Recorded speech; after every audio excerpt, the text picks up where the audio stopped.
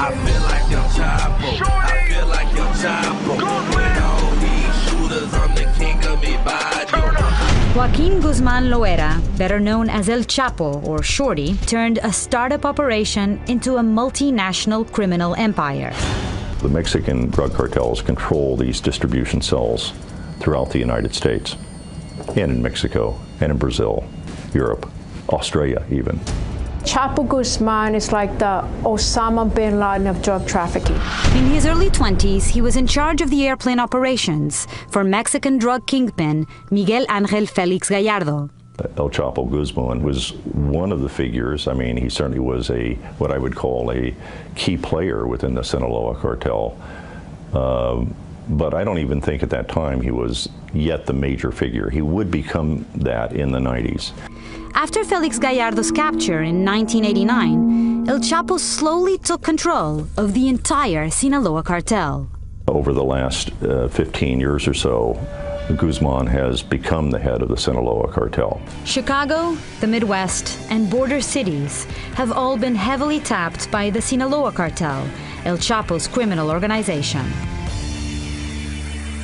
Arizona is one of the busiest areas for drug trafficking along the U.S.-Mexico border. Tucson Border Patrol sector accounts for 49% of the seizures along the southwest border when it comes to marijuana. But his reach is even bigger. The Sinaloa cartel doesn't only control the Arizona southwest border. They also have the wholesale contacts of Colombian cocaine, because they also control the passageways from Colombia into the United States via Guatemala, because the drugs come in through those states as well, by air, by boat, and by land transit. With the help of two of the most powerful gangs, the Latin Kings and the Gangster Disciples, he controls 80% of the heroin, cocaine, marijuana, and methamphetamine that floods Chicago, netting him at least $3 billion a year. He makes Al Capone, John Gotti look like Boy Scouts. To many, El Chapo is a folk hero, a cultural icon followed by thousands. Songs praising his lifestyle are popular on both sides of the border.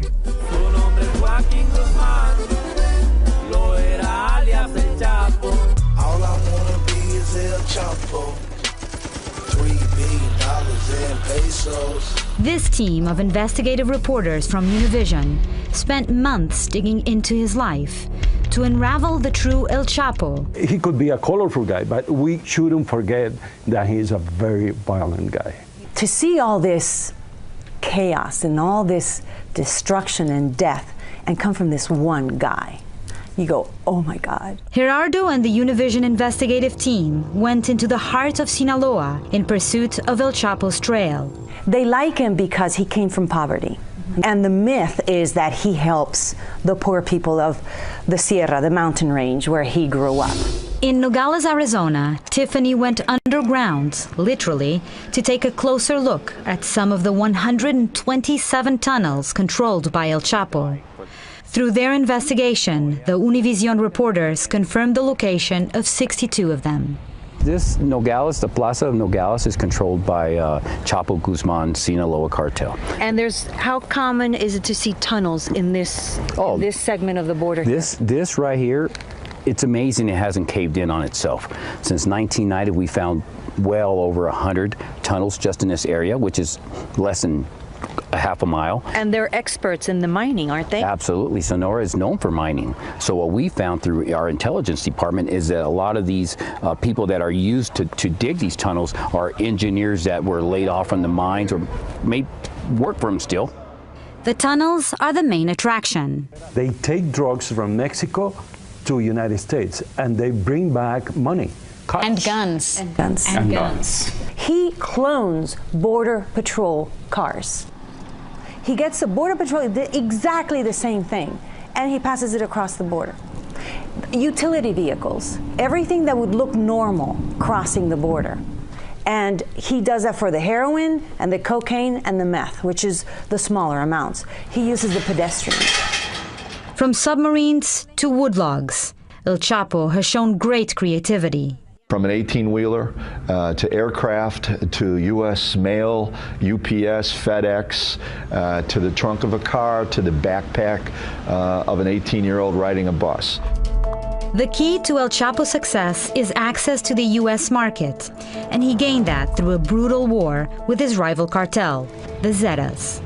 All these cartels, whether it's the Zetas or whether it's Sinaloa, they murder people right and left. That's how they enforce their rules. He was captured in the 90s and managed to escape 8 years later. El Chapo bribed his way out of what was supposed to be a high-security penitentiary in Mexico.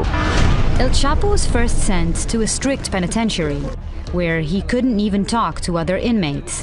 He complained and got moved to the Puente Grande prison in Jalisco. With bribes and intimidation, he turned the jail into a 5-star hotel, full of special privileges. Le permitían la entrada de prostitutas, le permitían la entrada de Viagra, porque el Chapo Guzmán consumía Viagra, cocaína, y le permitían, no solo eso, le permitían también tener acceso sexual a reclusas que estaban ahí. One of them, Zulema Hernandez, became his girlfriend. And in one of the many love letters El Chapo sent her, he told her that after 8 years behind bars, he would soon be free again.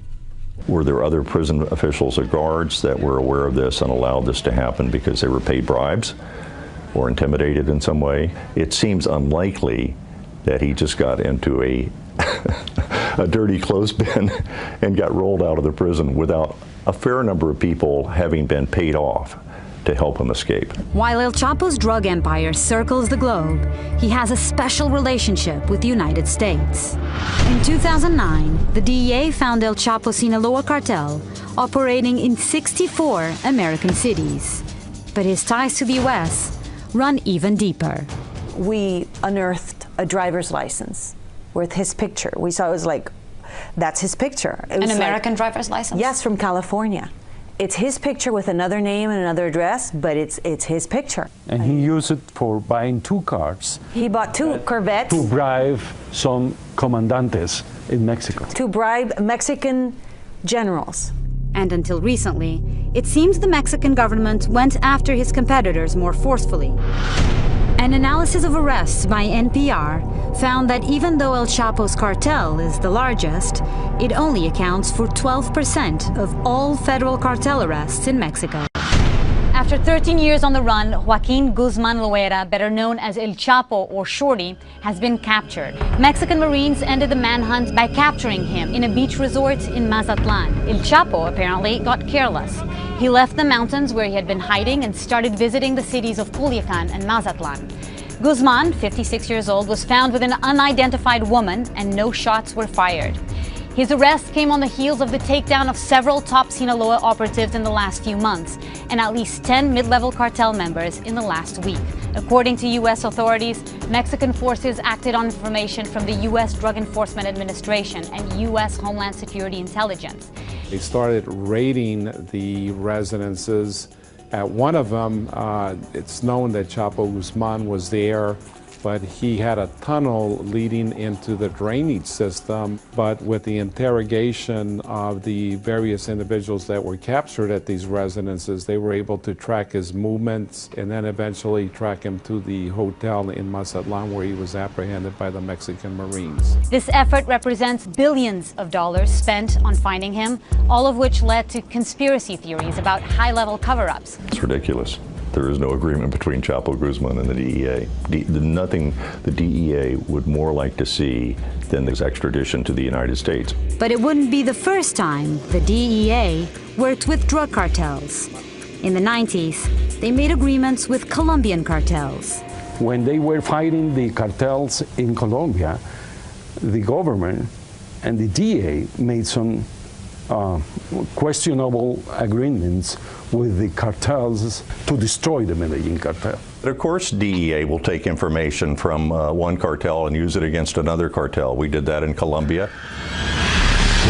Once the Colombian government said enough is enough, it took them 10 years to destroy the 2 most powerful drug cartels the world had ever seen. All Mexico has to do is look to the way Colombia took care of business. And yes, the U.S. had to help.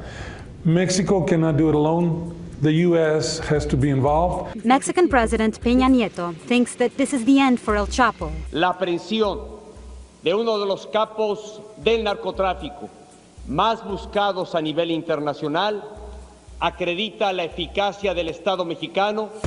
But his life tells a different story. Whenever it appears El Chapo has reached the end, often it is just a new beginning.